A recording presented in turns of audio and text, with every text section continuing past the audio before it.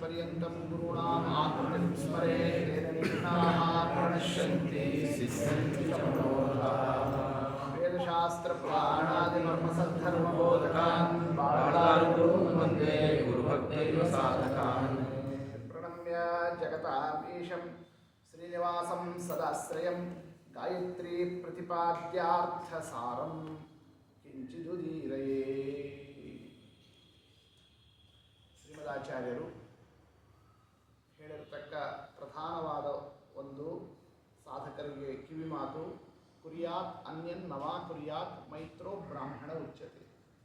ನೀವೇನು ಮಾಡೋಕ್ಕಾಗುತ್ತೋ ಮಾಡಲಿಕ್ಕಾಗೋದಿಲ್ವೋ ಗೊತ್ತಿಲ್ಲ, ಆದರೆ ಬ್ರಾಹ್ಮಣ ಅಂತ ಅವನು ಉಚ್ಯತೆ, ಅವನು ಬ್ರಾಹ್ಮಣ ಅಂತ ಅವನನ್ನು ಕರಿಬೇಕು ಅಂತಾದರೆ ಅವನು ಮೈತ್ರ, ಅಂದರೆ ಗಾಯತ್ರಿ ಮಂತ್ರ ಮಿತ್ರ ದೇವತೆಯ ಮಂತ್ರ, ಆದ್ದರಿಂದ ಇದಕ್ಕೆ ಮೈತ್ರ ಅಂತ ಕರೀತಾರೆ ಗಾಯತ್ರಿ ಮಂತ್ರಕ್ಕೆ. ಅಂತಹ ಗಾಯತ್ರಿ ಮಂತ್ರವನ್ನೇ ಯಾರು ಹೊಂದಿದ್ದಾನೋ ಅವನೇ ಬ್ರಾಹ್ಮಣ. ಅಂದಮೇಲೆ ನಾವು ಗಾಯತ್ರಿಯನ್ನೇ ಯಾವ ಕಾರಣಕ್ಕೋಸ್ಕರ ನಾವು ಅದನ್ನೇ ಹೊಂದಬೇಕು ಅಂದರೆ ನಮ್ಮ ಬ್ರಾಹ್ಮಣ್ಯದ ಸಾಫಲ್ಯಕ್ಕೋಸ್ಕರ. ಇದು ಮೊದಲನೇ ಅಂಶ ಮನಸ್ಸಿನಲ್ಲಿ ಇಟ್ಕೊಳ್ಬೇಕಾದಂಥದ್ದು. ಇಂತಹ ಗಾಯತ್ರಿ ಮಂತ್ರ ಇದು ಸಕಲ ವೇದಗಳಿಗೆ ಇದು ಮಾತೆ. ವೇದ ಮಾತಾತು ಗಾಯತ್ರಿ ಎರಡನೇ ವಿಚಾರ ಗೊತ್ತಾಯ್ತಲ್ಲ. ವೇದ ಮಾತ ಅಂದ್ರೇನು? ಎಲ್ಲ ಮಂತ್ರಗಳು ಒಂದೊಂದು ಛಂದಸ್ಸಿನಲ್ಲಿದ್ದಾವೆ, ಮನಸ್ಸಿನಲ್ಲಿಟ್ಕೊಳ್ಬೇಕು, ಗೊತ್ತಾಯ್ತಲ್ಲ. ಛಂದಸ್ಸು ಅಂತಂದರೆ ಅಕ್ಷರಗಳ ಸಂಖ್ಯೆಯಿಂದ ಆಗತಕ್ಕಂಥ ವ್ಯವಸ್ಥೆ. ಇದರಲ್ಲಿ ಇದು ಮೂಲಭೂತವಾಗಿರುವಂಥದ್ದು ಯಾವುದಿದು? ಇದು ಗಾಯತ್ರಿ ಅನ್ನೋದಿದೆಯಲ್ಲ, ಇದು ವೇದ ಮಾತೆ. ಈ ಗಾಯತ್ರಿ ಛಂದಸ್ಸಿನಿಂದ ಮುಂದಿನ ಎಲ್ಲ ಛಂದಸ್ಸುಗಳು ಒಂದಕ್ಕೊಂದು ಅಕ್ಷರಗಳು ಹೆಚ್ಚೆಚ್ಚು ಆಗ್ತಾ ಆಗ್ತಾ ಅದು ಹೊರಡುತ್ತದೆ. ಅಂದರೆ ಗಾಯತ್ರಿಯ ಬಗ್ಗೆ ನಮ್ಮ ಮನಸ್ಸಿನಲ್ಲಿ ಏನಿರಬೇಕು? ಎರಡನೇ ಅಂಶ, ಇದು ಸಕಲ ವೇದಗಳಿಗೆ ಮಾತೆ. ಮಾತೆ ಅಂದ್ರೇನು? ಅದರಿಂದ ಎಲ್ಲವೂ ಆರಂಭ ಆಗಿದೆ, ಎರಡನೇ ಅಂಶ ಆಯಿತು. ಇನ್ನು ಮೂರನೇ ಅಂಶ, ಗಾಯತ್ರಿ ಅನ್ನೋದೇನಿದೆ ಆ ಶಬ್ದದ ಅರ್ಥವನ್ನು ನಾವು ತಿಳ್ಕೋಬೇಕು. ಗಾಯತ್ರಿ ಶಬ್ದದ ಅರ್ಥ ಏನು? ಗಾಯಂತಂ ತ್ರಾಯತೆ ಯಸ್ಮಾತ್, ಮೂರನೇ ಅಂಶ. ಯಾರು ಇದನ್ನೇ ಹೇಳ್ತಾರೋ ಅವರನ್ನು ಅದು ಕಾಪಾಡುತ್ತೆ. ನಾವಿದನ್ನು ಹೇಳ್ತಿದ್ರೆ ಅದು ನಮ್ಮನ್ನು ಕಾಪಾಡುತ್ತದೆ. ಆದ್ದರಿಂದ ಅದಕ್ಕೆ ಏನಂತ ಹೆಸರಿದೆ? ಗಾಯತ್ರಿ ಅನ್ನೋದು ಮೂರನೇ ಅಂಶ. ಇನ್ನು ನಾಲ್ಕನೇ ಅಂಶ, ಪ್ರತಿ ಶಬ್ದವೂ ಕೂಡ ಏನನ್ನು ಹೇಳ್ತದೆ ಅಂತ ವಿಚಾರ ಮಾಡುತ್ತಾ ಹೊರಟಾಗ ಅದು ಭಗವಂತನನ್ನೇ ಹೇಳ್ತದೆ. ಆದ್ದರಿಂದ ಕಾಪಾಡೋದು, ಗಾಯನ ಮಾಡಿದವರನ್ನು ಕಾಪಾಡೋ ಒಂದು ಶಕ್ತಿ ಇರೋದು ಈ ಅಕ್ಷರಗಳಲ್ಲಿ ಅಲ್ಲ, ಶಬ್ದದಲ್ಲಿ ಅಲ್ಲ, ಅದರಿಂದ ಪ್ರತಿಪಾದ್ಯನಾದ ಭಗವಂತನಲ್ಲಿ. ಅಂದ ಮೇಲೆ ಗಾಯತ್ರಿ ಅನ್ನೋದು ಯಾರನ್ನು ನಾವು ಮನಸ್ಸಿನಲ್ಲಿಟ್ಕೋಬೇಕು? ನಾವು ಹೇಳ್ತಿದ್ರೆ ನಮ್ಮನ್ನು ಕಾಪಾಡುತ್ತಾನೆ ಯಾರು? ಪರಮಾತ್ಮ. ಅಂತಹ ಭಗವಂತನೇ ಗಾಯತ್ರಿ ಅನ್ನೋದನ್ನು ಮನಸ್ಸಿನಲ್ಲಿ ನಾಲ್ಕನೇ ಅಂಶವನ್ನೇ ನಾವಿಲ್ಲಿ ಇಟ್ಕೊಳ್ಬೇಕಾದಂತಹ ವಿಚಾರ. ಇನ್ನು ಐದನೇ ವಿಚಾರ ಯಾವುದು ಅಂತಂತಂದರೆ, ಈ ಒಂದು ಗಾಯತ್ರಿ ಎಂಬುದೇನಿದೆ ತ್ರಿಕಾಲದಲ್ಲಿ ನಾವು ಇದನ್ನೇ ಆರಾಧಿಸಬೇಕಾದಂತಹ ಅಂಶ ಇದೆ. ಪ್ರಾತಃ ಕಾಲ, ಮಧ್ಯಾಹ್ನ, ಸಾಯಂಕಾಲದಲ್ಲಿ. ಆ ಮೂರು ಕಾಲದಲ್ಲೂ ಕೂಡ ಗಾಯತ್ರಿ ಚೈವ ಸಾವಿತ್ರಿ ತ್ರಿರೂಪೈವಂ ಸರಸ್ವತಿ ಕಾಲತ್ರಯೇ ಉಪಾಸ್ಯಾಸ ಸಂಧ್ಯಾ ಇತಿ ಅಪರನಾಮಕ ಅಂತ ಗಾಯತ್ರಿ ಸಾರ ಸಂಗ್ರಹದಲ್ಲಿ ಏನಂತ ಹೇಳ್ತಾ ಇದ್ದಾರೆ? ಗಾಯತ್ರಿ, ಸಾವಿತ್ರಿ, ಸರಸ್ವತಿ ಅಂತ ಆ ಮೂರು ಪ್ರಭೇದದಿಂದ ಈ ಗಾಯತ್ರಿ ಮಂತ್ರವನ್ನೇ ಭಗವದ್ ರೂಪಕ್ಕೆ ನಾವು ಅದನ್ನೇ ಸಮರ್ಪಣೆ ಮಾಡತಕ್ಕಂತಹ ಅಂಶ ಇದೆ. ಇದು ತ್ರಿಕಾಲದಲ್ಲಿರ್ತಕ್ಕ ಮೂರು ರೂಪಗಳಿದ್ದಾವೆ ಗಾಯತ್ರಿಗೆ ಅನ್ನೋದನ್ನು ಮನಸ್ಸಲ್ಲಿ ಇಟ್ಕೋಬೇಕು. ಇದು 5 ಅಂಶ ಆಯಿತು.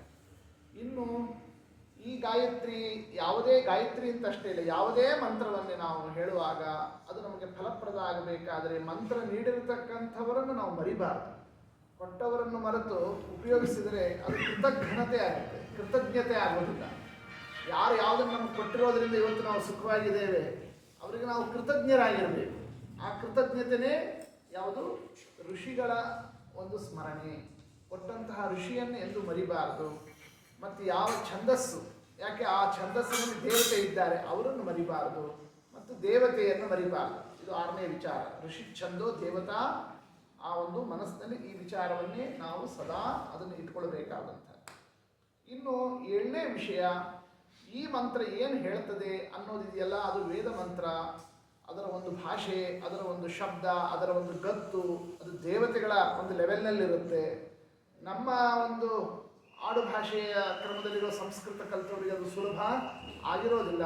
ಅದಕ್ಕೆ ಶ್ರೀಮದಾಚಾರ್ಯರು ಧ್ಯಾನವನ್ನು ಮಾಡುವ ಕ್ರಮವನ್ನೇ ಈ ಒಂದು ಮಂತ್ರಕ್ಕೆ ಏನು ಅನ್ನೋದನ್ನು ತಿಳಿಸಿದ್ದಾರೆ. ಅದು ಯಾವುದು? ಧ್ಯೇಯ ಸದಾ ಸವಿತ್ರ ಮಂಡಲ ಮಧ್ಯವರ್ತಿ. ಅದು ನಿಮಗೆ ಈಗಾಗಲೇ ವಿಚಾರವನ್ನು ತಿಳಿಸಿದ್ದಿದೆ. ಆ ಒಂದು ಧ್ಯಾನ ಅಂದರೆ ಭಗವಂತನ ಆ ಒಂದು ಸೂರ್ಯಮಂಡಲದಲ್ಲಿರತಕ್ಕ ನಾರಾಯಣ ರೂಪ ಇದೆಯಲ್ಲ, ಅದನ್ನು ಮನಸ್ಸಿನಲ್ಲಿ ತಗೊಳ್ಳೋದಿದೆಯಲ್ಲ, ಇದು 8ನೇ ವಿಚಾರ. ಇನ್ನು 9ನೇ ವಿಚಾರ, ಈ ಒಂದು ಗಾಯತ್ರಿಗೆ ಸಂಬಂಧಪಟ್ಟಂತೆ ನಾವು ಮನಸ್ಸಿನಲ್ಲಿ ತಗೊಳ್ಬೇಕಾದಂಥದ್ದು, ಆ ಒಂದು ಗಾಯತ್ರಿ ಮಂತ್ರದ ಒಂದು ಜಪ 10, 100 ಅಥವಾ 1000 ಅಂತ 3 ಕ್ರಮದಿಂದ ಶ್ರೀಮದಾಚಾರ್ಯ ಹೇಳಿದ್ದಾರೆ. ಒಂದು ಸಲ ಜಪ ನಾವು ನಡೆಸೋದಾದರೆ ಕಡಿಮೆ ಅಂದರೆ 10, ಮಧ್ಯದಲ್ಲಿ ಅಂದರೆ 100, ಬಹಳ ಅಂದರೆ 1000, ಅಷ್ಟು. ಆ ರೀತಿಯಾಗಿ ಜಪಿಸ್ತಕ್ಕಂತಹ ಒಂದು ವಿಧಾನ, ಅದನ್ನು ಒಂದು ಮನಸ್ಸಿನಲ್ಲಿ. ಇದಿಷ್ಟು ಒಂದು ಅಂಶ ಆಯಿತು. ಇನ್ನೊಂದು ಪ್ರಧಾನವಾದದ್ದು ಆ ಮಂತ್ರದಲ್ಲಿ ಬರೋ ಏನೊಂದು ವಿಚಾರಗಳು. ಆ ವಿಚಾರವನ್ನು ನಾವು ಗಮನಿಸಬೇಕಾದರೆ, ಮೊದಲನೇದು, ಯಾವುದೇ ಮಂತ್ರ ಆದರೂ ಓಂಕಾರದಿಂದ ಆರಂಭ ಆಗ್ತದೆ. ಆ ಓಂ ಅನ್ನೋಲ್ಲಿ ಬಹಳಷ್ಟು ಅರ್ಥ ಇದೆ. ಸರಳವಾಗಿರೋದು ಅಂಶ ಮೊದಲು ತಗೊಳ್ಳೋ. ಆ ಉ ಮ 3 ಅಕ್ಷರ ಇದೆ.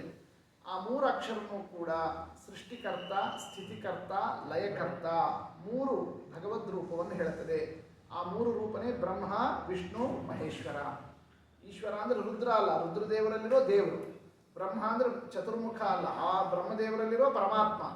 ಹೀಗೆ ಓಂ ಅನ್ನೋದರಿಂದ ಅನಂತ ಗುಣ ಪರಿಪೂರ್ಣನಾದ ಸೃಷ್ಟಿ ಸ್ಥಿತಿ ಲಯವನ್ನು ನಡೆಸುವ ಭಗವಂತ.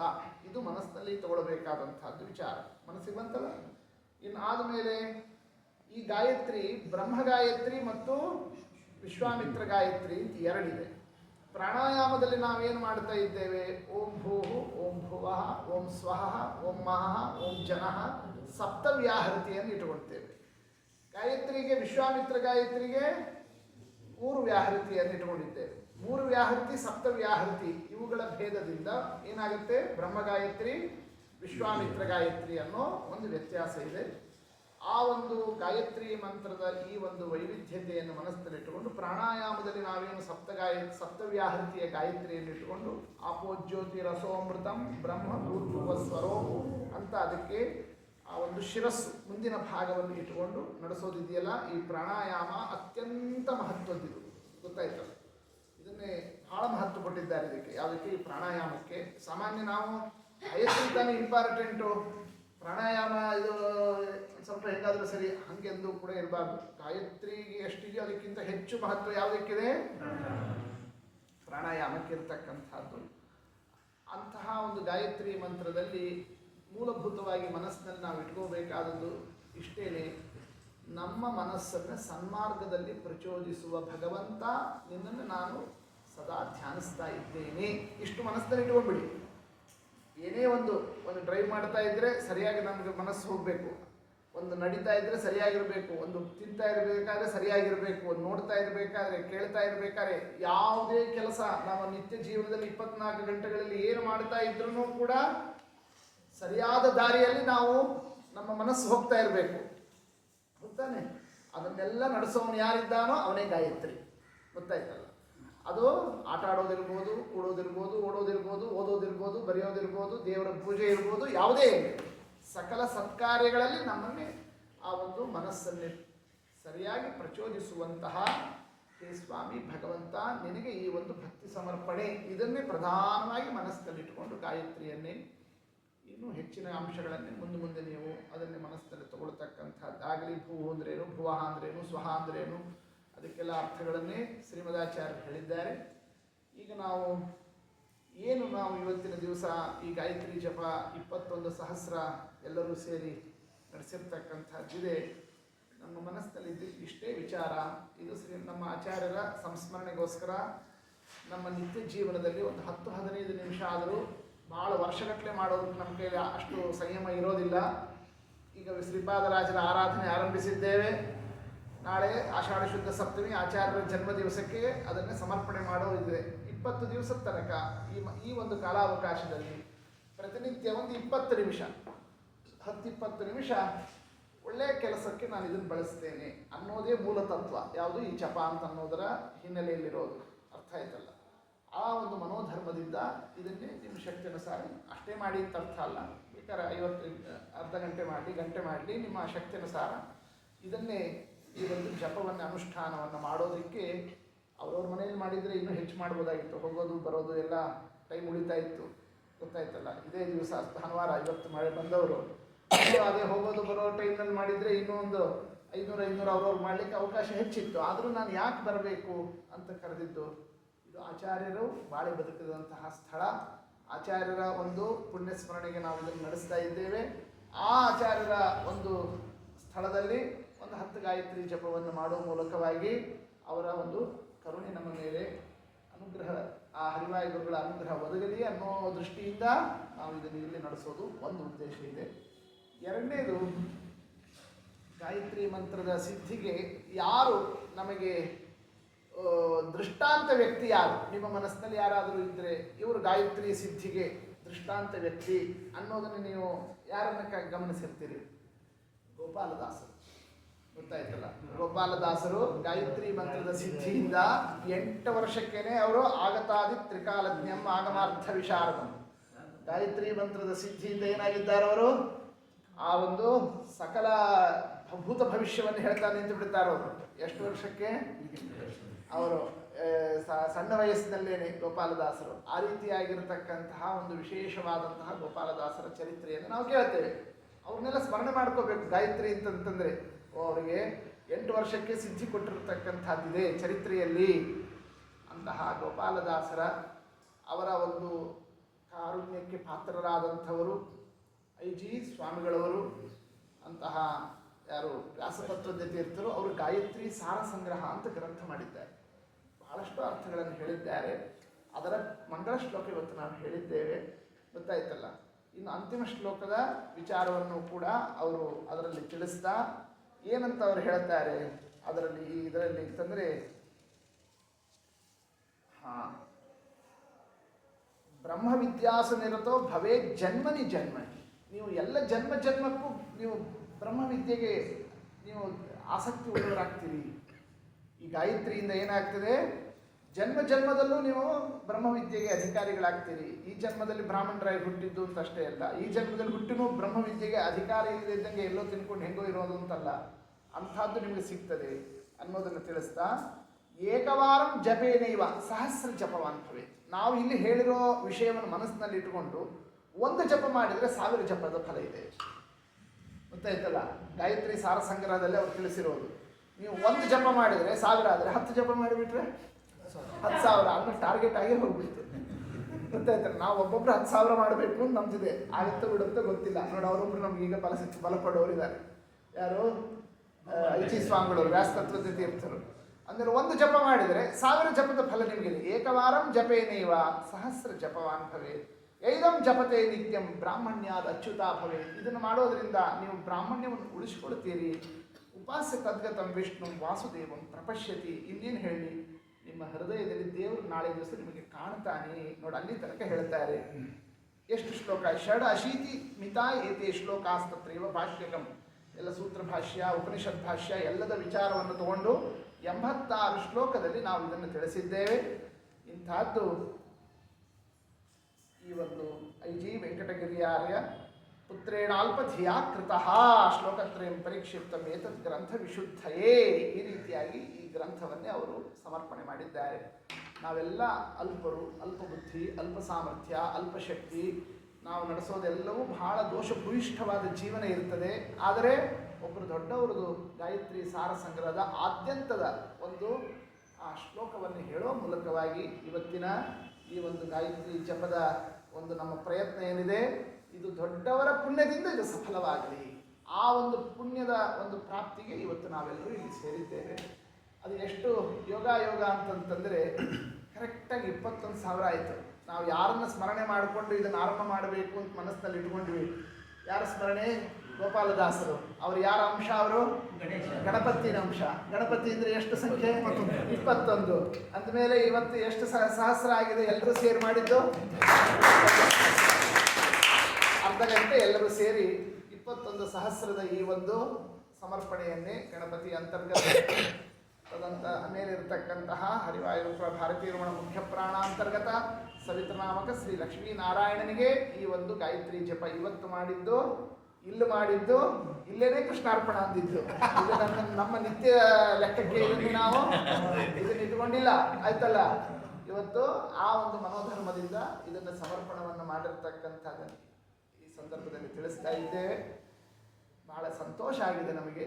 ನೀವೆಲ್ಲರೂ ಕೂಡ ಇಷ್ಟು ಉತ್ಸಾಹದಿಂದ ಈ ರೀತಿಯಿಂದ ಈ ಒಂದು ಗಾಯತ್ರಿ ಜಪದ ಒಂದು ಪ್ರಯತ್ನವನ್ನೇ ನಿತ್ಯ ಮಾಡ್ತಾನೇ ಇದ್ದೀರಿ. ಇನ್ನೂ ಹೆಚ್ಚಾಗಿ ಮಾಡುವ ಒಂದು ಪ್ರಯತ್ನಶೀಲರಾಗಿ ಮಾಡ್ತಾ ಇದ್ದೀರಿ. ಗಣಪತಿ ಅನುಗ್ರಹದಿಂದ ಇದು ನಿರ್ವಿಘ್ನವಾಗಿ ಸಾಗಲಿ. ಎಲ್ಲರಿಗೂ ಕೂಡ ಒಳ್ಳೆಯ ಉತ್ತಮ ಸಾಧನದ ಒಂದು ಭವಿಷ್ಯದ ಜೀವನದ ಒಳ್ಳೆಯ ಅಂಶಗಳೆಲ್ಲ ಇದರಿಂದ ಸ್ವಾಮಿ ಕೊಡಲಿ. ನಮ್ಮ ಮನಸ್ಸು ತೇಜಸ್ಸಾಗ್ತದೆ, ಒಳ್ಳೆಯ ಪ್ರವೃತ್ತಿ ಬರ್ತದೆ. ನಮ್ಮ ಕೈ, ಬಾಯಿ, ಮೈ, ಕೈ ಎಲ್ಲವೂ ಕೂಡ ಕೆಟ್ಟ ದಾರಿಗೆ ಹೋಗದೇ ಇರುವಂತೆ ಒಂದು ನಮ್ಮನ್ನೇ ಪ್ರೊಟೆಕ್ಷನ್ ಕೊಡ್ತದೆ. ನಾನಾ ಫಲಗಳಿದೆ ಗಾಯತ್ರಿಯಲ್ಲಿ. ಅಂತಹ ಗಾಯತ್ರಿ ಮಂತ್ರದ ಒಂದು ಏನೊಂದು ಈ ಜಪದ ಒಂದು ಪ್ರಯತ್ನ ಇದೆ. ಇದೆಲ್ಲ ನಾವು ಮಾಡ್ತೀವಿ ಅಂದರೆ ಸುಮ್ಮನೆ ಹಾಗೆ ಕೂತ್ಕೊಂಡು ಒಂದು ಸುಮ್ಮನೆ ಶುರು ಮಾಡೋಣ ಅಂದ್ರೆ ಆಗ್ತದ? ಆಗೋದಿಲ್ಲ. ಅದಕ್ಕೆ ಯಾರದೋ ಒಬ್ರದ್ದು ಪುಣ್ಯ ಶಕ್ತಿ ನಮ್ಮನ್ನೇ ಆ ಒಂದು ಆರಂಭನೂ ಮಾಡಿಸ್ಬೇಕು, ಮುಂದೆ ಕರ್ಕೊಂಡು ಹೋಗಬೇಕು, ದಡನ್ನು ಮುಟ್ಟಿಸ್ಬೇಕು. ಅಂತಹ ಪುಣ್ಯ ಪುರುಷರು ಯಾರಾಗಿದ್ದಾರೆ? ಅವರು ವೇದಶಾಸ್ತ್ರ ಪುರಾಣಾದಿ ಮರ್ಮ ಧರ್ಮ ಬೋಧಕ ಗುರು ವಂದೇ ಗುರು ಭಕ್ತೈವ ಸಾಧಕಾಮೇ. ಅವರ ಸಂಸ್ಮರಣೆಗೆ ದೊಡ್ಡ ನಮ್ಮ ಆಚಾರ್ಯರ ಸಾವಿರಾರು ಜನರಿಗೆ ಸನ್ಮಾರ್ಗವನ್ನು ಕೊಟ್ಟಂತಹ ಆ ಮಹಾನುಭಾವರ ಪುಣ್ಯ ಒಳ್ಳೆಯ ಕೆಲಸಕ್ಕೆ ನಮ್ಮನ್ನು ಹಚ್ಚಿದೆ, ನಮ್ಮನ್ನು ಮುಂದುವರಿಸ್ತಾ ಇದೆ, ನಮ್ಮನ್ನೇ ಗುರಿ ಮುಟ್ಟಿಸಿ ಒಂದು ಸಾಫಲ್ಯವನ್ನು ಕೊಡುತ್ತದೆ ಅನ್ನೋದನ್ನು ಮನಸ್ಸಿನಲ್ಲಿ ಇಟ್ಕೊಳ್ಳೋಣ. ಶ್ರೀಕೃಷ್ಣಾರ್ಪಣಮಸ್ತು. ಎಲ್ಲರಿಗೂ ಕೂಡ ಸಕಲ ಸನ್ಮಂಗಳಾಗಲಿ. ಸರ್ವಸ್ವರೂ ಕೂಡ ಪ್ರತಿಯೊಬ್ಬರೂ ಇದೇ ರೀತಿಯಾಗಿ ಇನ್ನೂ 10 ಜನರಿಗೆ ಈ ಒಂದು ಗಾಯತ್ರಿ ಮಂತ್ರದ ಈಗೇನು 20 ದಿವಸ ನಡೆಯುವಂತಹ ಒಂದು ಪ್ರಯತ್ನ ಇದೆ. ನಿಮ್ಮ ಸ್ನೇಹಿತರು, ಆಪ್ತರು, ಪರಿಚಿತರು, ಯಾರೇ ಸಜ್ಜನರು ಅವ್ರಿಗೆಲ್ಲರಿಗೂ ಇದರ ಬಗ್ಗೆ ನೀವು ತಿಳಿಸಿ ಎಷ್ಟು ಶಕ್ಯ ಆಗ್ತದೋ ಅವರು ಆ ಒಂದು ಪ್ರಯತ್ನಶೀಲರಾಗಲಿ. ಈ ಒಂದು ಕಡೆಗೆ ಜುಲೈ 3ನೇ ತಾರೀಕಿನಿಂದ 10 ದಿವಸ ಅಲ್ಲಿ NR ಕಾಲೋನಿ ರಾಯರ ಸನ್ನಿಧಾನದಲ್ಲಿ ಕಾರ್ಯಕ್ರಮ ನಡೀತದೆ. ಅಲ್ಲಿ 13ನೇ ತಾರೀಕು ಶನಿವಾರ ಇದೆ, ಆಚಾರ್ಯರ ಜನ್ಮ ದಿವಸ ಇದೆ. ಆವತ್ತಿನ ದಿವಸ ಈ ಒಂದು ಗಾಯತ್ರಿ ಜಪದ ಸಮರ್ಪಣೆಯನ್ನು ಇಟ್ಕೊಳ್ತಕ್ಕಂಥದ್ದಕ್ಕೆ ಎಲ್ಲರೂ ಬಂದು ಭಾಗಿಗಳಾಗಿ ಇಷ್ಟು ದಿವಸ ನಡೆಸಿರತಕ್ಕ ಸಾಧನೆ ಅವತ್ತಿನ ದಿವಸ ಫಲಪ್ರಾಪ್ತಿ ಎರಡೂ ದೇವರ ಅನುಗ್ರಹವನ್ನು ಮಾಡಲಿ. ಶ್ರೀಕೃಷ್ಣಾರ್ಪಣಮಸ್ತು.